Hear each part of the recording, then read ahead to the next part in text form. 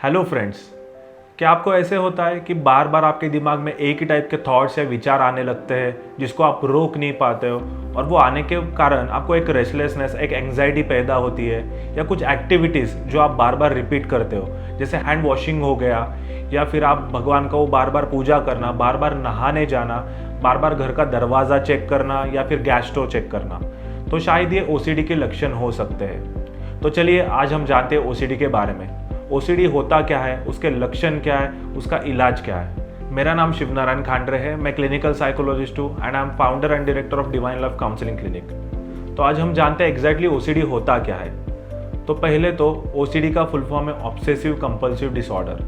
तो ये जो है ये बहुत कॉमन इलनेस है, आप देखोगे कि 2 to 3% पॉपुलेशन में ये पाया जाता है। तो अब हम जानते हैं ऑब्सेशन के बारे में। तो ऑब्सेशन एग्जैक्टली होता क्या है। ऑब्सेशन मतलब आपको अनवांटेड रिपीटेटिव थॉट्स आना, जो आपको डे टू डे लाइफ में कुछ भी एक्टिविटीज परफॉर्म कर रहे हो तभी आपके बैक ऑफ द माइंड वो चलते रहते हैं, जिससे आपके मन में एक डर या एंग्जाइटी क्रिएट होती है।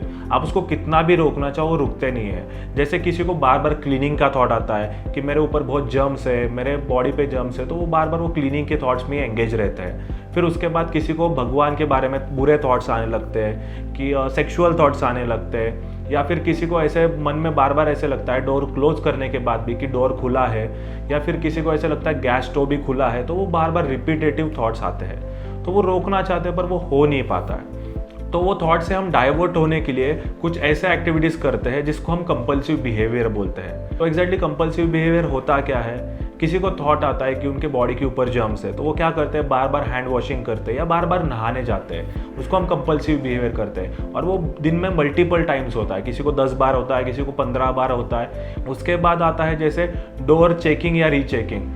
बहुत सारे लोग क्या करते हैं कि उनके माइंड में थॉट्स आता है कि मैंने शायद डोर ठीक से क्लोज नहीं किया है, तो वो बार बार उसको जाके चेक करना। जैसे गैस स्टोव भी हो गया, उसको गैस स्टोव को भी जाके बार बार चेक करना। फिर उसके बाद भगवान के रिलेटेड कोई बुरे थॉट्स आ गए, तो कंपल्सिव बिहेवियर क्या होता है कि आप बार बार भगवान के प्रेयर करते हो, पूजा करते हो, उनको जाके हाथ जोड़ते हो। दिन भर में ये मल्टीपल टाइम्स होता है, जो आपके डे टू डे लाइफ को हैम्पर करता है।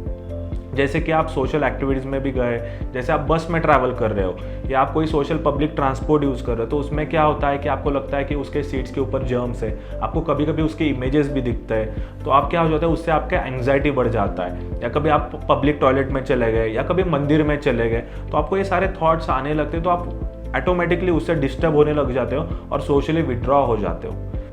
तो ओसीडी में आपके थॉट्स या आपके एक्शंस इतने पावरफुल होते हैं जो आप कंट्रोल नहीं कर पाते हो, जो आप कितना भी कोशिश करो उससे आपको बाहर आने में बहुत डिफ़िकल्टी होती है। तो ये होता क्यों है, तो पहले हम जानते हैं इसके कारण।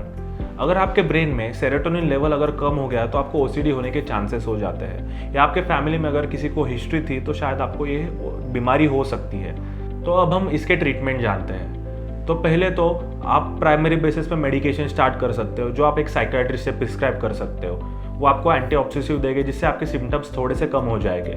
फिर उसके बाद साइमल्टेनियसली आप साइकोथेरेपी भी यूज़ कर सकते हो, which is a very helpful tool, जिसमें आपको different types of therapies apply किया जाता है या सिखाया जाता है बाय अ साइकोलॉजिस्ट। जैसे कि आपको exposure and response prevention therapy सिखाया जाता है, या सिस्टमेटिक डिसेंसिटाइजेशन सिखाया जाता है, जिससे आपके सिम्टम्स धीरे धीरे कम हो जाते हैं और ये लॉन्ग लास्टिंग रहता है।